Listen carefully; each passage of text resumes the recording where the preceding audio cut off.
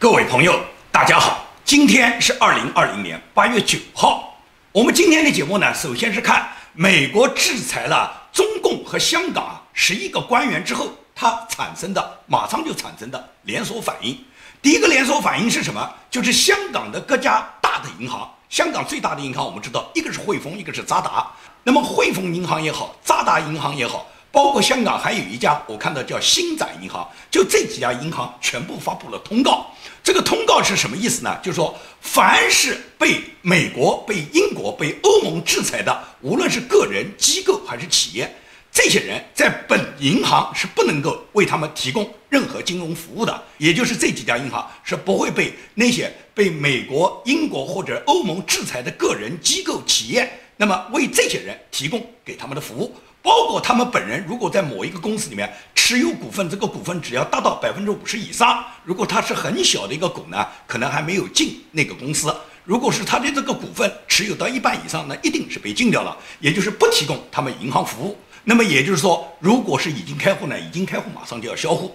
这就是几个银行现在已经对被美国制裁的这11个中港官员已经明确发出他们的信号，也就是这些银行不会为你们再服务了。那不服务他们怎么办呢？他们以后，你像林郑月娥，她的工资收入很高的啊。林郑个人的年薪在全球大概是排进第3还是第5位的，好像在我印象中，全球个人年薪就是国家领导人啊，或者地区政府领导人啊，这个个人年薪收入最高的好像是新加坡。那么林郑这个香港特首，他的这个个人收入早就超过了美国总统，超过了川普总统啊。也就是说，林郑的收入是很高的。那这个收入以后怎么办呢？银行都不提供服务，那以后就只能弄纸箱子，用蛇皮袋扛钱了哇，把这些钱都扛回家里面嘛。只要你觉得现金放在家里面是安全的，林郑月娥你以后就这么干了。林郑月娥很潇洒，林郑月娥直接是跟香港电视台讲，我在美国又没有资产，我又不用到美国去，美国不给我签证我就不去哦。他就认为他跟美国没有什么关系。你在美国没有资产，你在美国没有儿子吗？你怎么不敢说你在美国没有儿子呢？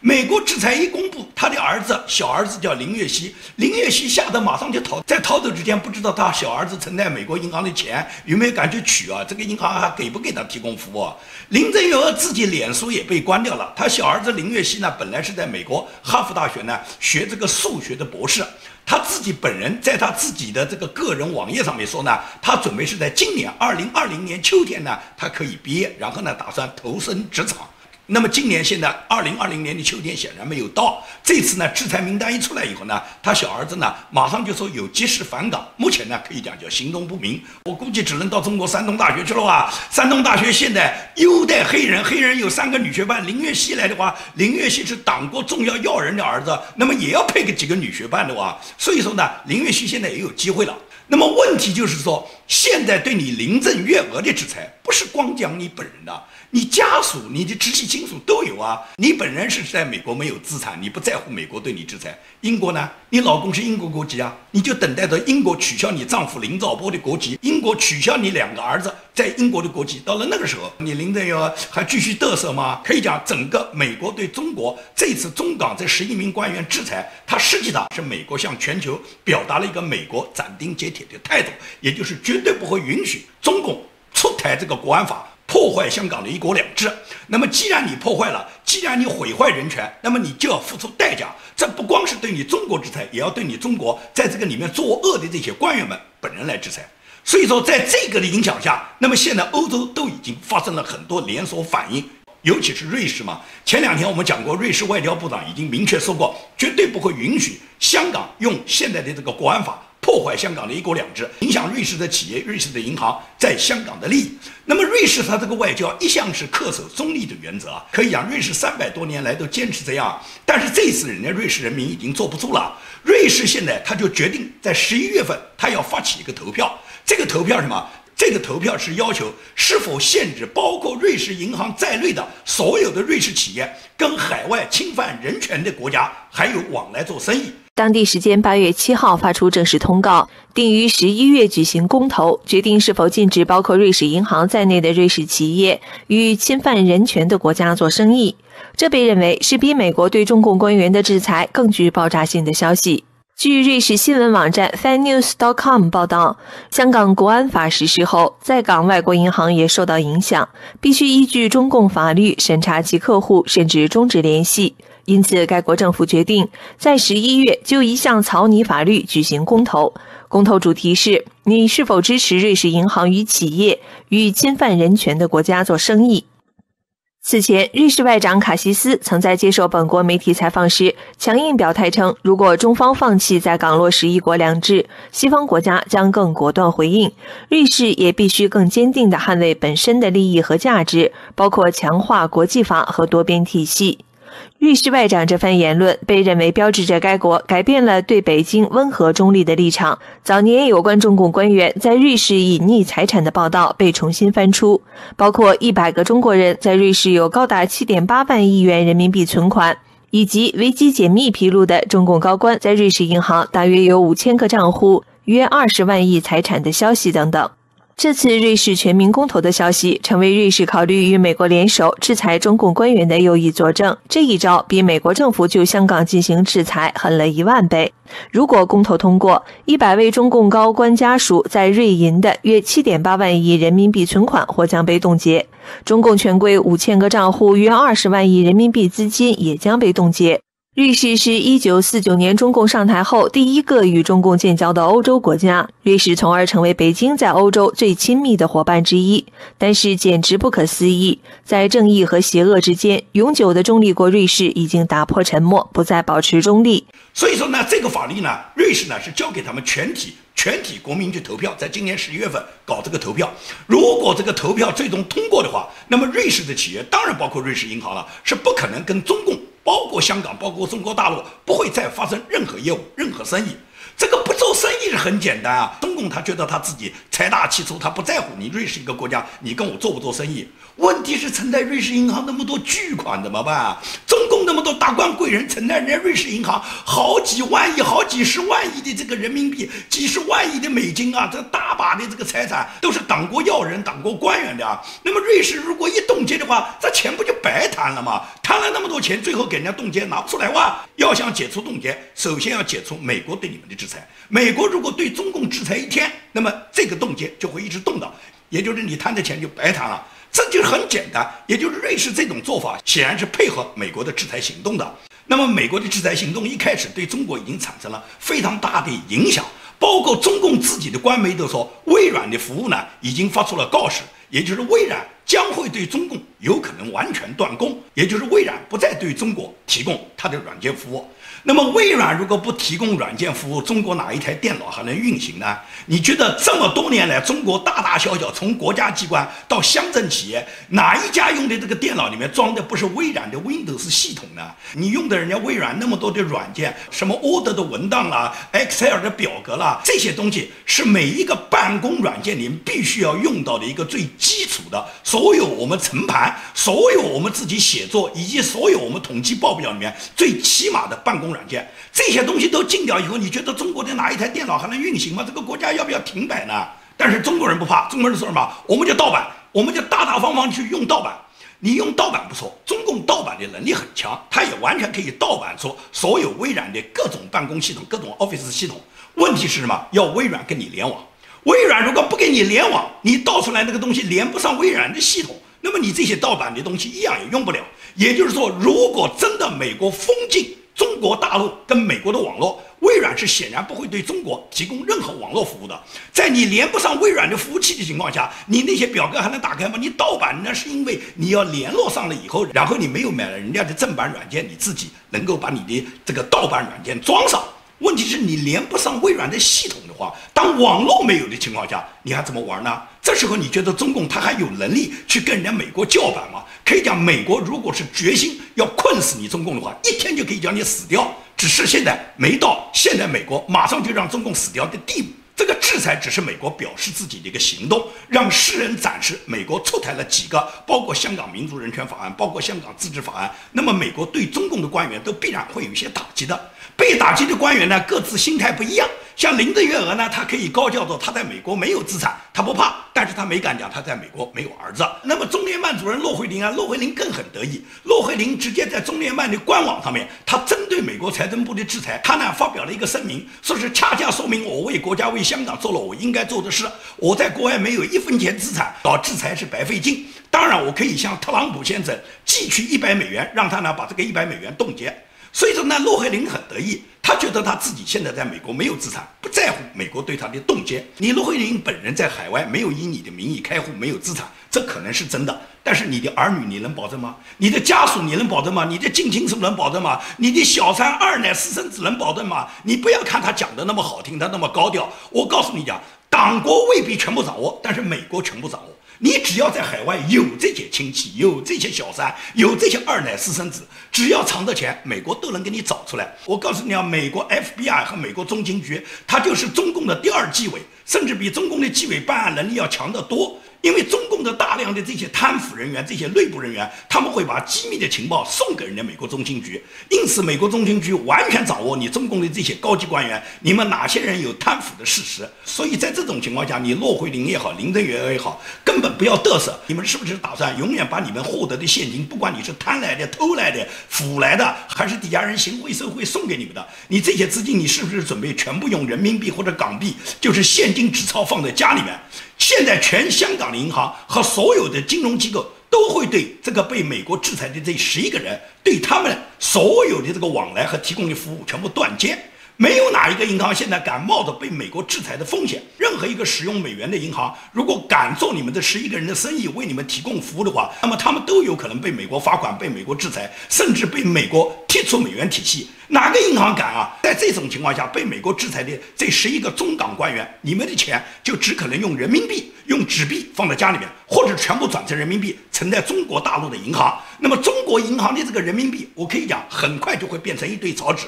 尤其是中共现在在国家要普及数字货币，普及数字货币以后，也就是你的纸币就成了一堆废纸了。中共会规定某一个时间段，在这个时效之内，你所有的钱要送到银行里面，转化成数字货币。你手上的纸币到了那天，你再不存进去就是废纸。那么你存进去，纪委就知道你手上有多少财产了。这个财产纪委掌握了以后，在中共要用你的时候，中共不吱声，随你怎么干，中共还要你卖命。但是哪一天中共要卸磨杀驴了，中共就问你这些资产哪来的，你交代不出来，你就去秦城。这个很简单，你说你不敢暴露，因为你钱太多了，你没办法解释你的收入来源啊，那这些钱就作为纸币，作为草纸就放在家里面，你根本就不能用，因为转到境外当个外币把它转移到海外，你这条路已经完全堵死了。这11个人通通是这样，所以说呢，这11个人你现在以后就只能把现金存在家里面，你只要认为现金存家里面安全就行，就没有小偷来偷窃，没有劫匪来打劫，没有别的你的下属偷偷的把你这些东西举报给纪委，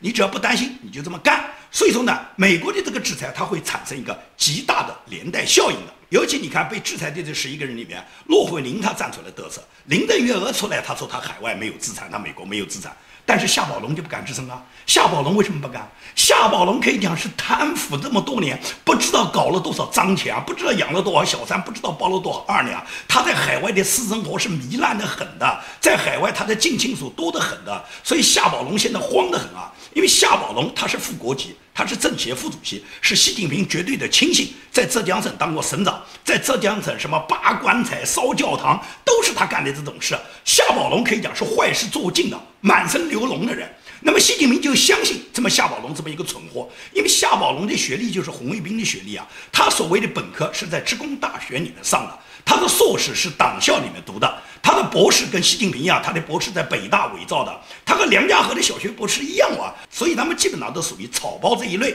在浙江省和他大量的拆教堂，贪污腐败，无恶不作，没人不知道夏宝龙在香港干的所有坏事。现在被美国制裁，可以讲他在美国有很多情妇，很多二奶，包括那些私生子、那些小三，包括在美国藏匿的那些财产，他一个都跑不掉啊！美国中情局是完全掌握的，所以你夏宝龙就等着下地狱。夏宝龙整个的这个学历从头到尾都是造假的，共产党在个人学历中造假，从来都是面不改色心不跳。我看到网上登的，中共有一个个人简历造假，是四川省巴中市一个叫平昌县政协副主席叫葛余扬，这个葛余扬造假造到什么地步？变成他是0岁参军， 3岁入党，9岁就当了解放军的排长，就是这样的人啊，中共造假就可以造到这种地步啊！像这样的中共官府的官员可以做到他们的县政协的副主席。这2天网上又弄了一篇文章去诋毁人家蓬佩奥，这个在小粉红群里面就大量的传播，他们就真的相信啊，这什么智商啊，猪也不会这样想啊！说是蓬佩奥的家族起底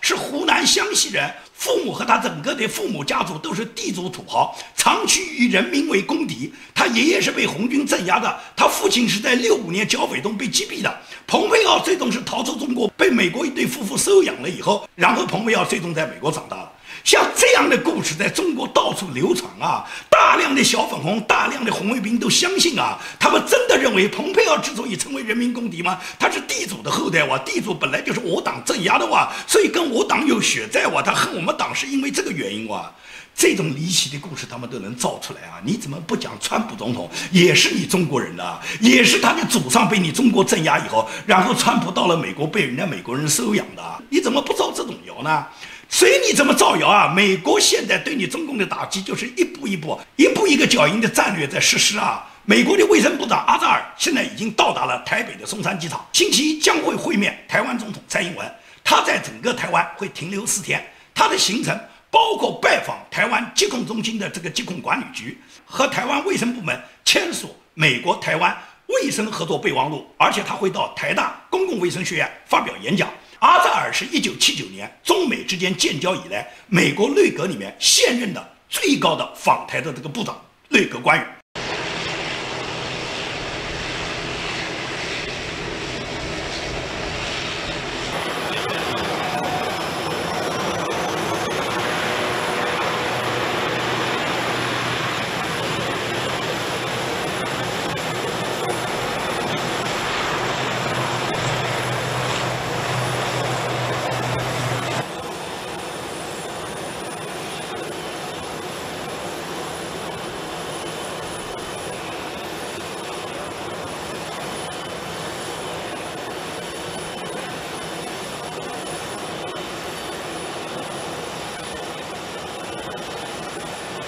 可以讲，整个阿扎尔这个访台，虽然现在还在疫情严重期间，阿扎尔也全程佩戴口罩，但是就在这个疫情严重期间，那么美国仍然派出高层访台，就足以说明美国要改善跟台湾的关系，美国保护台湾，和台湾改善他们的关系，然后制约中共，这是美国现在已经走出来的，是所有人都看到的一个最大的变化。目前来讲，美国的疫情啊十分严重，可以讲这个疫情影响下呢，川普总统呢他是希望能够重振美国的经济。但是呢，美国民主党所在的州呢是大大的做限制，比方说我在的加州，加州就是左派思潮非常势力非常鼎盛，然后是被左派被民主党完全控制的这么一个州。这个州控制到什么地步？你看他们搞黑人命贵的这些大型集会都是可以的，但是教堂你是不准去的，孩子上学学校是不准去的。也就是加州这个州长叫纽森，他不仅败光了前一任州长给他留下来的大量的财务上的存款，他把这些钱花完了以后，他现在增加了可以讲几百上千亿的这个财政赤字，他把这个钱拿过来都去救助那些非法难民，以及限制加州学生们正常的入校，他把警察和教育费用缩减，然后去支持什么黑人命贵。因此加州的情况在美国现在就是一个典型的缩影。现在整个疫情下，美国的地摊经济呢就发展的非常好，因为加州也好，美国其他州也好，是不允许餐馆在他们自己的这个殿堂里面堂食的，就是不允许在密闭空间进行就餐。但是呢，不反对他们把餐桌呢摆到户外。所以说，我们加州还有美国很多州很多餐馆都把他们自己的餐桌呢摆到他们自己餐馆的户外，甚至有的街镇他们把某一条街拦下来，让这个餐馆直接到这个街镇上面摆摊呢，做地摊经济来刺激当地的消费。这种情况非常普遍。我这个剃头的，我剃头就是上个礼拜我去了这个理发店，因为加州是不允许理发店里面允许理发的嘛，但是不反对你们把这个理发店把你们的理发座椅搬到户外，然后你们搭好你们的帐篷，你们可以在户外经营你们的理发生意。那么我去理发的时候，我就看人家那个理发店，人家美国那个理发店真的把这个户外做得非常好，人家拉出来一个黑颜色的纱帐，就不让这个碎头发随着风呢到处飘，人家地下是铺了一个很大的塑料地毯，也就是所有的头发都会落在这个塑料地毯上，人家可以及时的清扫。所有的理发座椅都排在了这个户外，然后每一个理发座椅前面都上一个镜子，所以说我的头发就是这么去剪的。这也就是说，剪头也好，就餐也好，大家现在就发展地摊经济。发展地摊经济是很简单的，任何一个国家在疫情发生比较严重的时候，为了防止交叉感染，第二个必须要保证当地的消费和经济，刺激它的经济服务。所以在这种情况下，地摊经济毫无疑问来讲，不是你中国李克强号召什么地摊经济，全世界人都会想到，他们要做生意，他们可以在不影响、不传染的情况下，大家先把生意做起来。所以说，川普总统一直是希望能够推进第二阶段疫情补助款的发放的，但是民主党和川普就完全谈崩了，也就是民主党给出的条件是非常苛刻的，他要求川普必须答应3个条件。这3个条件，第一个就是要求释放所有被关押的非法移民，第二个要求一次性发放3万亿美元，其中这个3万亿美元里面要拿出1万亿美元给民主党所在的执政州，因为这些州呢在整个黑人暴动中损失最大。第3个就是要求取消全美50个州验票的 ID 这个法律，也就是投票不用验明身份。你看看这个民主党这个提案跟共产党提案还有什么区别啊？你觉得共产党那种打家劫舍、那种打砸抢的这种行为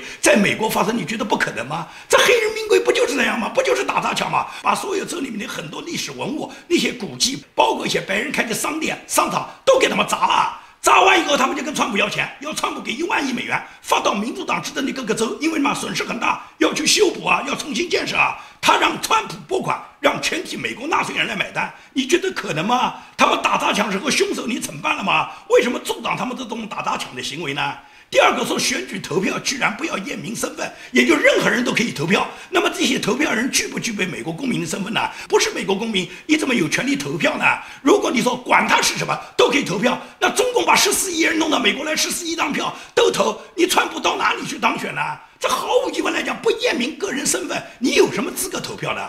美国这个国家是人民选举出来的总统，在选举的过程中，当然选民你要符合选民资格了，哪有说是不验明选民的 ID 让他们每人去投票呢？奥巴马之所以从中东引进了那么多难民，弄了那么多叙利亚难民到美国，给他们白吃白喝，把他们养起来，目的就是让他们来投票的。其次，民主党要求要释放所有关押的非法移民，你把这些关押的所有的非法移民，这些非法移民之所以被关押，就是他们这个里面有很多人有暴力倾向，就是他们里面有很多人有犯罪前科，所以这些人作为非法移民才被美国关押，全部放在你准备把这个社会搞乱吗？就是让他们来给川普投票的吗？所以民主党的这种做法你简直是不能理解啊！但是共产党就有这么大的能力，40年来渗透美国，最终就把美国搞乱，整个社会制度搞乱，国家治理制度搞乱，国家的法治受到挑战，共产党就有这么大的本事。所以共产党呢，它就是一个流氓的政府，流氓的党，有什么样的流氓政府，就有什么样的流氓企业。中共所培养的这些企业呢，就跟中共一样，就是耍无赖、耍流氓，他们本事最大。你就看这个字节跳动啊，字节跳动，中共去禁他们内涵段子的时候，当时字节跳动是俯首帖耳，马上就发布公告，坚决配合有关方面的整改，把这个内涵段子马上就下架。多少网民不满，你们不满就不满，党国满意就行了。所以说呢，他字节跳动就是这么一条哈巴狗。但是美国进抖音的时候呢，字节跳动是强烈抗议啊。所以说中国的公司、中国的用户，他们就跟中共一样，中共是这种地痞流氓耍无赖，他们就是地痞流氓耍无赖。内涵段子在中共，他这个体制要去封他的时候，他连一个屁也不敢发。但是一天没用过国外抖音、国外 TikTok 的中国人，他们对 TikTok 被封，他们义愤填膺，他们就是中共这个体制下自动为中共站岗、自动为中共洗地、自动为中共去当哈巴狗的这一类的草民。所以说这些人你没办法，他们这个血液里面流的就是共产党奴才的血。所以说中共他为什么动不动他要代表14亿人民啊？就是他在全国号召这样没有头脑的这种本身自己生活在社会最底层，每天利益都被统治阶级压榨，但是他们总是有统治阶级的思维，按照统治阶级的想法去抗议人家美国人。美国现在封抖音、封微信，纽约时报和路透社都发表了一种评论，这种评论是什么？这种评论就说，目前来讲，这个抖音和微信影响了美国华人与家人的联系。他们最终的评论都认为， WhatsApp 啊、Facebook 啊、推特啊、谷歌啊这些东西，既然在中国是不准用，只有微信最方便，所以微信就不能进。他们的逻辑就是，既然中共只允许在中国用微信，那么不允许用脸书，不允许用推特，不允许用谷歌、用 YouTube， 那么就只能用微信了。你现在美国把人家微信一禁，不就代表着海外华人没办法用了吗？这个《纽约时报》和路透社都是这样的观点啊，就是中共只允许用微信。所以说，尽管中共不允许用脸书，不允许用推特，不允许用谷歌，他们不指责中共你凭什么架起防火墙？你中共凭什么不允许这种世界级的软件，这种世界级的国际的社交媒体、社交平台，这种脸书、推特、谷歌，这个给大家用，给中国人民用？他们不指责中共禁止了这些国际媒体，不给中国老百姓用。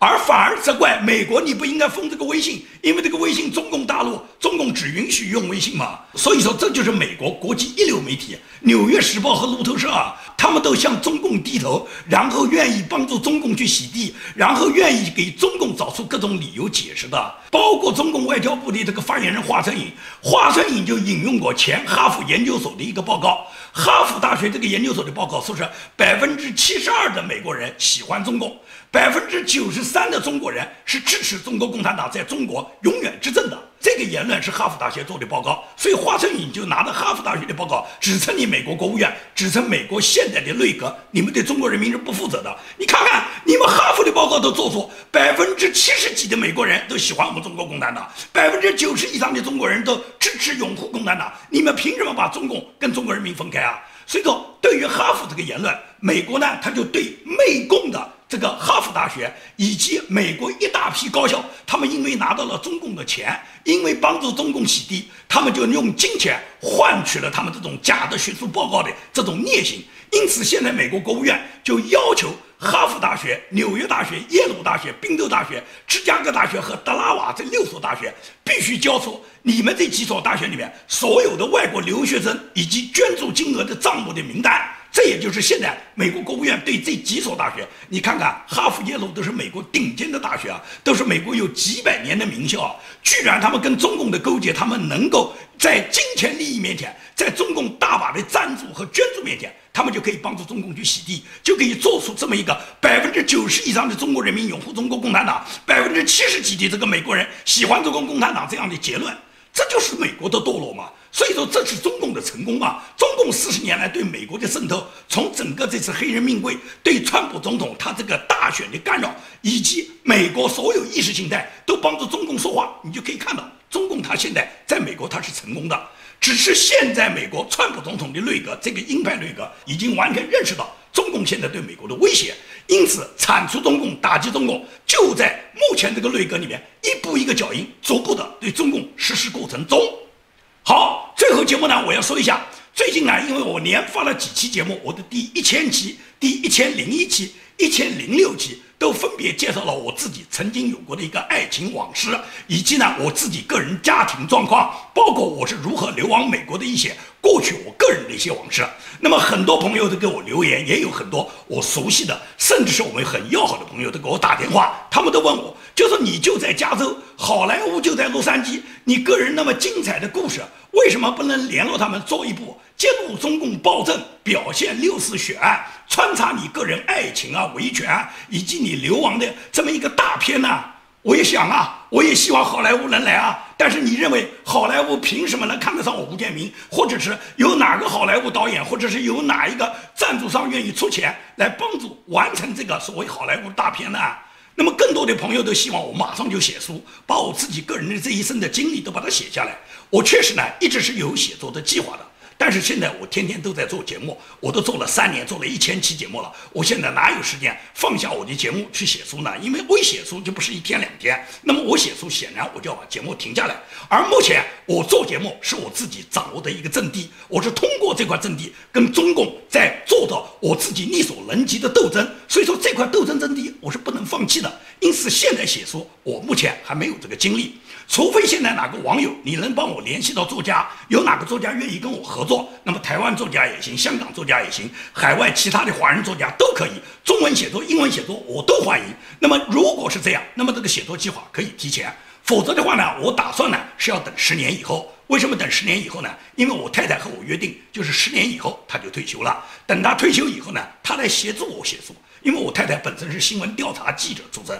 她的文笔也很好。那么她配合我，然后呢，我和她共同的完成我自己这部著作。这个呢，我一定会写。她只是呢，要把这个写作计划呢，要留到10年以后。那么至于好莱坞大片呢，那完全就是个梦想，因为呢，等待好莱坞的导演或者是哪一个有钱的赞助商来赞助这个片子的可能性，发生在中国的反对异议人士身上是不太现实的。但是网络上呢，有很多拍情景剧的那种创作团队，如果大家哪一个网友你们能联络到这样的在网络上专门搞的这种创作团队，完全我们可以用这种网络上的情景剧来表现我个人的这一生的奋斗经历。那么这样的话呢，它第一个拍摄成本极低，制作周期也不长，然后呢，我们就在网络上播出。在网络上播出，它不比好莱坞大片它的影响力低，因为好莱坞大片它是大制作，这种大制作呢就涉及到方方面面太多了，而且中共一定会干扰嘛。如果拍一个这个室内的网络的情景剧，那么轮不到中共发现，可能网络上已经播出了。这个只是一个设想了，所以说这是我回答所有网友的话，就不是没有这个计划，现在呢没有这个条件。如果网友们有这个条件，那我们大家共同来合作，共同来创造。好，今天的节目就跟大家做到这里，谢谢大家。